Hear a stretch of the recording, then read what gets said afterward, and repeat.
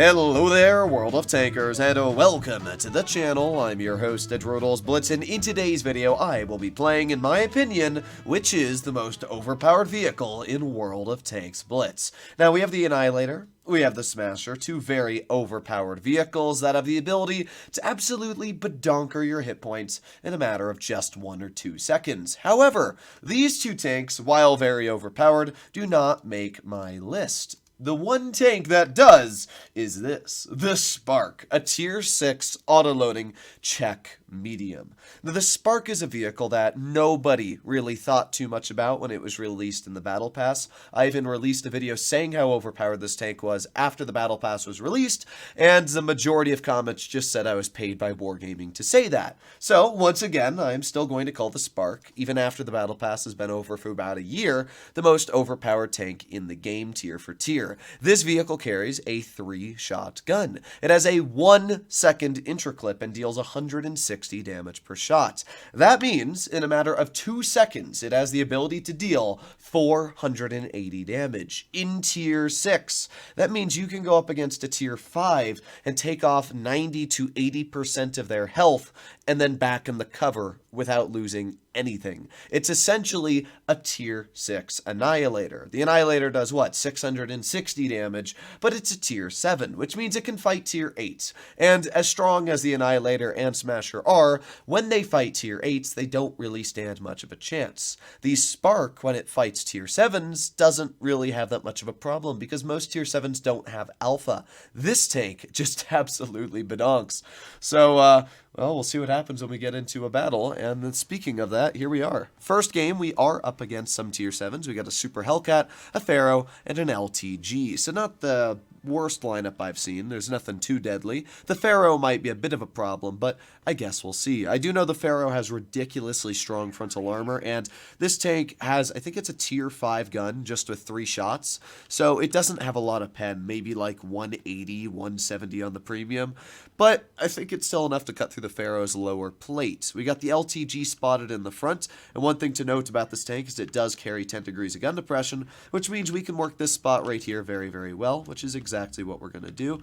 We're just going to sit here, and there you go, 1 shot into the Cromwell. Unfortunately, the second shot did bounce, but the fact we even got 2 shots onto that guy just shows you how quick the reloading capabilities of this tank is. So we got the Super Hellcat pushing up, we got the LTG. Once again, I'm just reloading my clip, and well, there's the Super Hellcat. 1, 2, and we'll load in a standard shell for the final. There you go, 482 hit points. That Super Hellcat just lost half of his health in a matter of literally 2 seconds. I mean, that is insane when you think about the damage output this vehicle is able to carry. The LTG, 1, 2, 3. There you go. 460 hit points in 2 seconds. I mean, that is absolutely insane. The damage output of this vehicle is by far one of the dumbest in the tier. So, we got the enemy LTG over here. 1, 2, and he's dead. Alright, well, let's start reloading. It looks like the majority of the enemy team went down low, which doesn't worry me at all, because obviously I'm just able to dominate the upper part of this hill. I know that the Cromwell Berlin is still in the back, but I kind of want to deal with the M6 and Pharaoh. I feel like the extra bit of hit points they have might be pretty nice, although, you know what, actually, oh, we didn't get that second shell out. It looked like it actually went to exactly where he was. It just kind of disappeared into his hull. Now we gotta wait 7 seconds to get our clip loaded. We still have the Pharaoh left, and the dude's got basically the majority of his health. So we're gonna go this way. We're gonna get behind the Pharaoh, although he's looking at us. Well, that's kind of lame, but I missed that. That's a big L for me. But we only penned 1 shell. Big rip. I mean, the Pharaoh literally can't kill me, which doesn't really worry me at all, so I think he's also out of shells at this point, but it doesn't really matter all too much. We're going to win this as it is. We're going to load in premium ammo. There's 1, there's 2, and yeah, we'll just pen him in the track wheel. Pretty easy game, I'd say, personally. We absolutely smashed the tanks up on the hill. We were able to deal with the Pharaoh, and we've dealt over 2,000 damage. In a tier 6 game, or a tier 6 tank, I would say 2,000 damage is pretty dang impressive. Alright, well, there you have it. There's our first victory. All enemy tanks destroyed. 2014 damage. It's just such a stupid tank. Alright, let's do one more battle, and let's see if we can do a bit more. Alright, here we are, battle number 2, another tier 7 game. We got a Panther, Mill. Wow, no, their whole team is basically tier 7s. So I think this would be a pretty good battle to showcase the best of situations the Skoda can be played in. So our LTTB is pushing up, and I don't know if I want to do that. They only have 2 mediums, but one of them is a tier 7, one is a Spark. So it's not like they have the easiest of lineups to deal with here. I'm going to go to this bush. I feel like this is a nice position here. Yes. Okay, so we're just going to wait here. Hopefully we can do fine. There's a little bit of gun depression behind here as well. Ooh, but our Helsing's going this way. Okay, okay. And the Panther's over there, which means that as of right now, it looks like we just have a huge medium-side advantage. Speeb, speeb, speeb. All right, who can we farm in the side? Let's go up here. We got the FV201 and aiming. There's 1, 2, 3. We weren't able to pen the 3rd shell, but we still took 350 hit points off of the enemy there. We got the Spark right in front, and I'm going to tunnel this Spark. I mean, the guy's dumping his shells. He's not too much of a worry right now.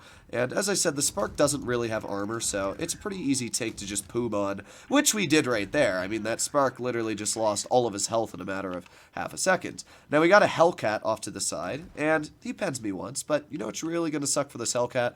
The fact that I can HE him. Here we go. 1, 2, 3. Oh, 657 clip. Oh my, that is absolutely insane. People just don't realize how stupid this tank is, but it really is stupid. Alright, well, let's keep going here. We got the Mill off to the side. Unfortunately, I'm too low, so I actually can't hit him from my current position. But we'll just keep on going up. This tank's mobile enough to make it into the front line anyway. Got the FE201 off to the side. Keep on going. And, well, let's just go for some cells into the Skoda. 1, 2, and 3. There you go. 547. Dude's already down to 95 health now. I mean, that was a third of the guy's health. 547 off of a 1600 hit point tank. You don't realize how stupidly overpowered this tank is until, you know, boop, a boop. And then, well, let's just save our last shell for the Panther. A boop. Didn't pen his side.